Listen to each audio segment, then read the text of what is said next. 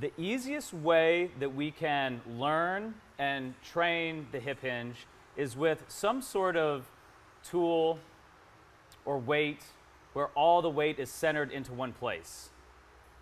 As far as I'm concerned, the best tool for that job is the kettlebell.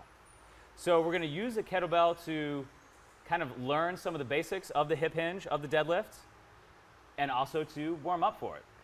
So what we're going to do, the benefit of the kettlebell is that we can stand directly over it. You can't stand directly over top of your barbell because it's 7 feet long. Kettlebell is only like 7 inches long. So what we're going to do is stand directly over the weight such that the handle is in line with the ankles or even slightly behind.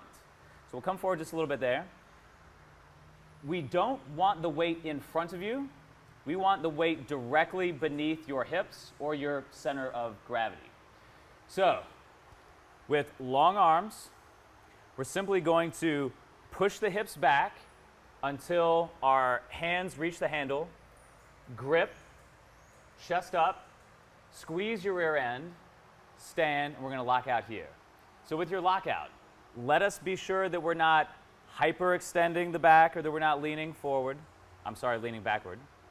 And that we are being sure to lock out all the muscles that we're using.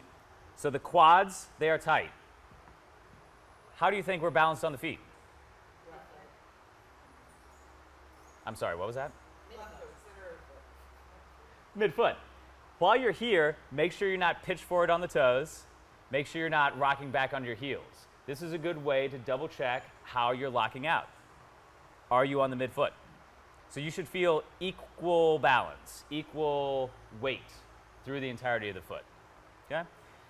To set the weight down, we're going to do the exact opposite. We're going to push the hips back, make sure the weight doesn't drift forward, right back where we started.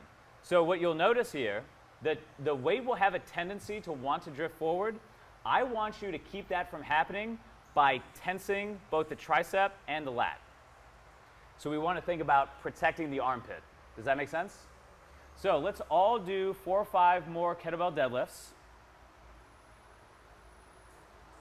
at your convenience, at your leisure. Kettlebell deadlift, because the weight is between the feet and our hands have to reach inside the legs, this is what you would call a sumo stance deadlift. All right? So obviously that has bigger implications as we move on to the barbell, but the kettlebell is just an easy way to work the hip hinge pattern, to kind of refine, again, the lat engagement, the midfoot balance, the pushing of the hips back, and the keeping of the chest up. Great way to warm up, great way to teach the basics of the hip hinge and the deadlift.